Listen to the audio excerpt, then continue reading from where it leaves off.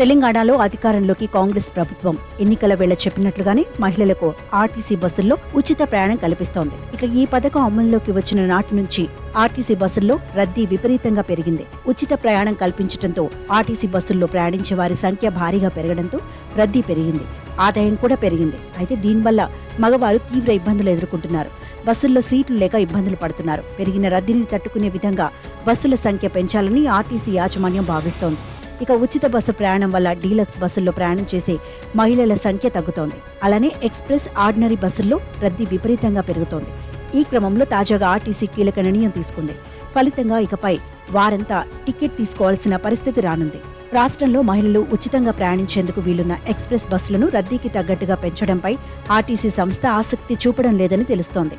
పైగా ఉచిత ప్రయాణం అమల్లోకి రావడంతో డీలక్స్ బస్సుల్లో ప్రయాణం చేసే వారి సంఖ్య తగ్గుతోంది. దాంతో మహిళా ప్రయాణికులను డీలక్స్ బస్సుల వైపు వారిని మళ్లించేందుకు అనేక ప్రయత్నాలు చేస్తోంది. ఇందులో భాగంగానే డీలక్స్ బస్ ఎక్కితే మహిళలకు బహుమతులు ఇస్తామంటూ ఆర్టీసీ కొత్త స్కీమ్ను ప్రారంభించింది. దీనిలో భాగంగా హనుమకొండ హైదరాబాద్ మార్గంలో జనగామ డిపో 3 డీలక్స్ బస్సులను ప్రవేశపెట్టింది. ఈ బస్సులో ప్రయాణిస్తే ప్రతి 15 రోజులకు 3 మహిళలకు గిఫ్ట్లు ఇస్తామని ప్రకటించింది.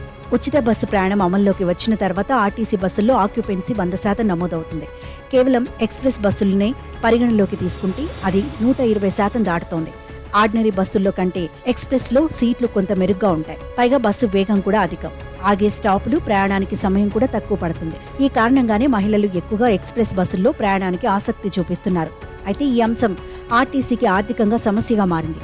రోజువారీ నిర్వహణ ఖర్చులు, డీజిల్, ఉద్యోగులకు నెల జీతాలకు ఇబ్బంది అవుతుంది. ఈ నేపథ్యంలో ఆర్టీసీ మార్పులు చేయడానికి ప్రయత్నిస్తోంది.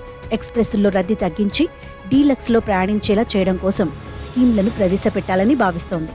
దీనికి తగినట్టుగానే ఆర్టీసీ ఎక్స్ప్రెస్ బస్సులను తగ్గించి డీలక్స్ల సంఖ్యను పెంచితే అప్పుడు మహిళలు ఖచ్చితంగా టికెట్ తీసుకోవాల్సి వస్తుంది. ఎక్స్ప్రెస్ బస్సుల్లో రద్దీ పెరగడంతో దూర ప్రాంత సర్వీసుల్ని రద్దు చేయాలని ఆర్టీసీ ఉన్నతాధికారుల నుంచి డిపో మేనేజర్లకు కొంతకాలం క్రితమే అంతర్గత ఆదేశాలు వచ్చినట్లు సమాచారం.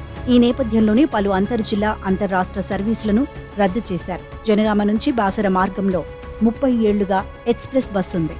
ఉచిత ప్రయాణం పథకం వచ్చిన తర్వాత బస్సులో రద్దీ విపరీతంగా పెరిగింది.